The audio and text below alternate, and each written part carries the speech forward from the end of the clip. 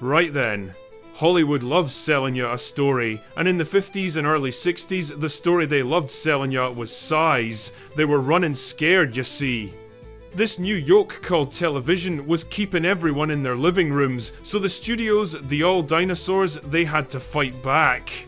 They had to offer something you couldn't get on a little black and white box. They offered you the epic. They gave you the 10 Commandments, with Chuck Heston parting the Red Sea. They gave you Ben-Hur, with Chuck Heston winning the chariot race. They gave you Lawrence of Arabia, with Peter O'Toole wandering the desert in 70mm. These weren't just films, they were events, they were roadshows, they had intermissions, they cost a fortune, and for a while, they worked. They looked like the very definition of Hollywood power. But that, lads, that's a load of all guff. That wasn't power. That was a bubble. It was a panic. It was a circus of arrogance. It was a handful of fellas with notions, all trying to outbuild, outspend, and outshout each other. And the king of the notions, the biggest of the big spenders. He wasn't even in Hollywood.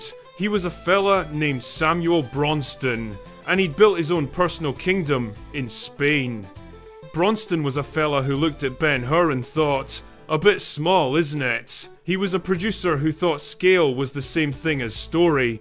And in 1963, he set out to build his masterpiece. A film so big, so expensive, so utterly massive, it would dwarf everything that came before it. Instead, he built a monument to pure Egyptry, a hollow, beautiful, empty box. The real story, the one with the carry-on, the financial disaster, and the clash in egos, isn't about the heroes. It's about how one man's obsession with size created one of the most bloated, chaotic, and soul-crushing bombs of the decade. I'll tell you about the absolute hames they made of a film called 55 Days at Peking. Now, you can't understand the absolute state of Peking until you understand the fella behind it, Samuel Bronston. Bronston wasn't your typical Hollywood mogul, he was a European financier. A gombeen, a smooth talker who saw an angle, and his angle was Spain. In the late 50s, Spain was run by the dictator Franco, who was desperate for international respectability, and more importantly, foreign cash. Bronston makes him a deal. You give me massive tax breaks, he says. You let me use your army as extras for cheap. And I'll build a Hollywood East right here in Madrid. I'll make Spain the capital of the epic. Franco says yes. And Bronston, the man was a wizard. He builds his own studio, Las Rosas, from scratch, a sprawling complex, and he starts churning out epics. In 1961, he makes King of Kings. It's grand. Makes a bit of money. Then, later that same year, he makes El Cid. Ah, El Cid. This was the one. He gets Chuck Heston. He gets Sophia Loren. He films in real Spanish castles. The film is a colossus. A massive worldwide hit. The critics love it. The audience loves it. Samuel Bronston. He looks like a genius. He looks like the new king of Hollywood. He's done it. And when a fella with notions about himself gets that lucky once, what does he do? He tries to do the exact same thing, but bigger. So, the search is on for the next El Cid, and they find this story, the Boxer Rebellion, China, 1900. A handful of foreigners from 11 different nations, all trapped in the legation quarter in Peking, holding out for 55 days against a horde of Chinese rebels. On paper, you couldn't fault it. It's a true story. It's got heroism. It's got self-sacrifice. It's got a load of white people being heroic, while thousands of non-white people act as a giant faceless mob. Which, in 1962, was considered the perfect recipe for a blockbuster. This yoke was meant to be his masterpiece. El Cid was the warm-up. This would be the one. So, the checkbook comes out, the one he'd filled up with money from El Cid, and he starts assembling his perfect team. First, the star. It has to be Chuck. Charlton Heston, Mr. Epic. The fella who could part a sea, win a race, and hold a fort, all while looking like a block of granite. Heston signs on to play the tough as nails. American Marine, Major Matt Lewis. Grand. Second, the other star. You need class. You need that British stiff upper lip. David Niven. He's in. He'll play the British ambassador, Sir Arthur Robertson. A perfect bit of casting. Third, the female star. You need glamour. You need passion. You need someone who's gonna be a pain in the arse. They hire Ava Gardner. Now, Ava Gardner was a legend. She was also notoriously difficult. She was at the tail end of her superstardom, living in Spain, famous for her late nights, her bullfighters, and her general carry-on. She was, let's say, ahead the ball of the highest order. She's cast as a Russian baroness who's having an affair with a Chinese general. A perfect recipe for devilment. So, the cast is set. Heston the Rock, Niven the Gentleman, and Gardner the Chaos. Now, the director. Bronston wants an auteur. He wants a serious artist to give his big dumb epic a bit of intellectual weight. So he hires Nicholas Ray. Nicholas Ray. The man who directed Rebel Without a Cause. A genuine genius. But that was 1955. This is 1962. And Nick Ray. Well, Nick Ray was not well. He was a tortured artist, a notorious gambler, a heavy drinker, and, let's just say, a fan of pharmaceuticals. He was self-destructive, erratic, and just about the last fellow on Earth you'd want in charge of a $17 million, 6-month shoot with thousands of extras. So, let's review this perfect plan. Bronston, the man with the notions, is going to build the entire city of Peking in the middle of a field in Spain. He's got Chuck Heston, who thinks he's the director, he's got Ava Gardner, who doesn't want to be there, and he's put Nicholas Ray, a man on the verge of a complete nervous breakdown, in charge of the whole circus. A budget big enough to choke a donkey, a director with his head in the clouds. A star who was acting DeMaggot before she even showed up. What could possibly go wrong? The production. It wasn't a film shoot. It was an act of war. A war against common sense, a war against budgets, and a war between the three biggest egos in Spain. The first casualty? Money. Bronston's Egyptry. It was magnificent. He didn't just build a set, he built Peking. In Las Rosas, on 60 acres of flat, dusty Spanish land, he ordered the construction of a full-scale 3D replica of the legation quarter. He built a 60-foot high, 1,500-foot long section of the Great Wall of Peking. He built the Forbidden City. I'm not talking about facades. I'm talking buildings. You could open the doors. You could walk inside. He built temples, markets, streets, an entire city. It was, at the time, the single biggest, most expensive, most detailed set ever built. It cost millions all by itself. And then, he had to fill it. This is a film about the Boxer Rebellion in China, set in Spain. Now, Spain in 1962, not known for its large Chinese population, so Bronston has to import them. He flies in, and I am not joking. 2,000 Chinese extras, from London, from Paris, from Rome, from Lisbon, from all over Europe. He put them all up in hotels in Madrid for 6 months. The logistics.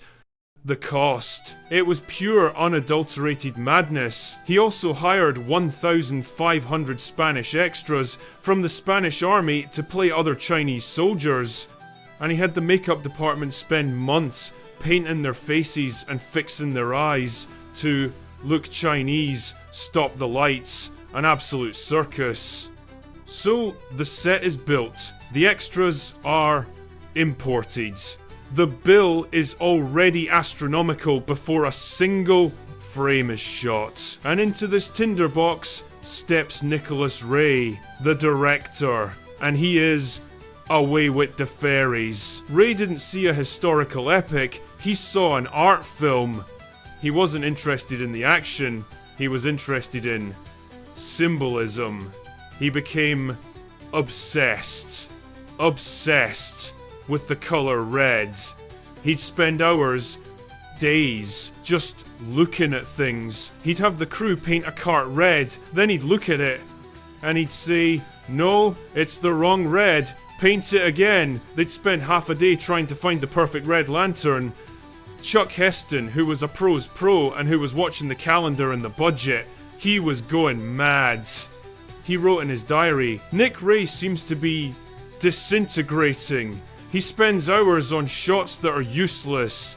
He's falling apart." The two of them, Heston, the granite block American conservative, and Ray, the tortured, drug-addled bisexual artist, they loathed each other.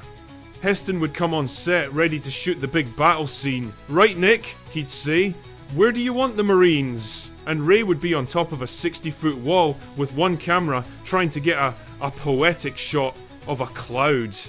Heston basically just gave up. He started directing himself. He'd get the stunt coordinators, the second unit guys, and say, "Right, Nick's off. Thinking about the color red. Let's go blow something up." So you have the director who's not directing. You have the star who is directing. And then you have Ava Gardner. Oh, Ava. She was acting the maggot from day one. She hated the script. She famously said, "I'm playing a Russian baroness. I can't stand the script. It's a load of, well, you know, I'm just here for the money, darling." She's supposed to be this tragic romantic figure. She's just Ava Gardner, looking bored. She'd show up late, days late. There's a story. They're ready for her big scene. The entire set is ready. Heston is there, Niven is there, 1,000 extras are in costume, waiting in the hot Spanish sun. No, Ava, where is she? She's in Madrid. She went to a bullfight. She got tired. They'd send a car. The car would wait, and wait. She'd finally roll out at 3 in the afternoon, put on her costume, say her 2 lines of all guff, and the whole day was a write-off. She was holding the entire multi-million-dollar production hostage. And Bronston, what's he gonna do? Fire her? He can't. He's already paid her a fortune. So you have the producer, bleeding money. The director, losing his mind. The star, directing himself. And the other star, acting the maggot. It is a dog's dinner. A catastrophic, expensive, beautiful dog's dinner. And then, the inevitable happens. Nicholas Ray collapses. The stories are varied. Some say it was a heart attack. Some say it was a complete nervous breakdown. Some say it was just the result of his lifestyle. Heston, in his diary, basically admits that he and Bronston forced him out. They saw he was ahead the ball, that he was gonna sink the ship. So they staged a coup. Ray is sent to a hospital to recover. He never comes back. The film is half finished, and it has no director. Bronston is in pure panic. He calls in everyone. He gets Andrew Martin, the fella who directed the chariot race in Ben-Hur. "You," he says, "go shoot the action." He gets another fella, Guy Green, a random British director. "You," he says, "go shoot all the talky bits with Niven and Gardner." The film isn't directed, it's stitched together. It's a Frankenstein's monster of a film. It's got Heston's grimacing. It's got Niven's stiff upper lip, it's got Gardner's bored glamour, and it's got a few poetic shots of the colour red. It's an absolute hames, but it's big. Oh, it's big. They finished it. They spent $17 million. A colossal sum for 1963. They had built their monument. Now they just had to sell the bloody thing. So, the film, this stitched together beast, it finally comes. Out in May of 1963. And it lands with a thud. It wasn't just a flop, it was an event that nobody wanted to go to. The critics weren't even angry, they were bored. They all said the same thing. Wow, that set is incredible. The scale, magnificent. The battles, very loud. Shame about the story. They called it hollow, soulless, a cardboard epic. They said Heston was wooden, Gardner was wasted, and Niven looked like he wanted to be in another film. They were right, but the real problem, the real kick in the teeth, wasn't the critics, it was the other film. See? Just 1 month later, in June of 1963, Cleopatra came out. Cleopatra, the other massive, bloated, chaotic, financially ruinous epic. The $40 million disaster that had the scandal. It had Liz Taylor and Richard Burton. It had the affair. It had the drama. The public, they only had so much appetite for disaster epics, and Cleopatra sucked all the oxygen out of the room. It was the famous disaster, 55 Days at Peking.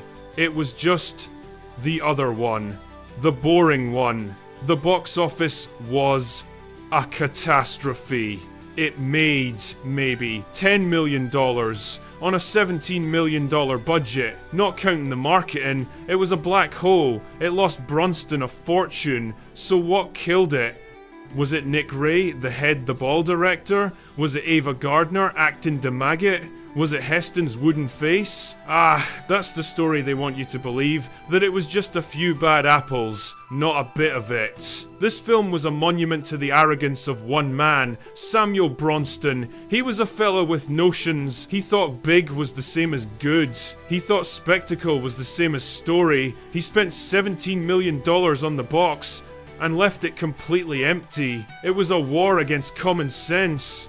He was making a 50s film in the 60s. They were getting tired of Chuck Heston. They were about to discover James Bond and the Beatles. Bronston, he was selling yesterday's fish. And here's the real tragedy, the real Egyptry. This film, this disaster, didn't stop him. He was so far in debt, he thought the only way out was to do it again. So, he took the last of his borrowed money. He got out the same recipe.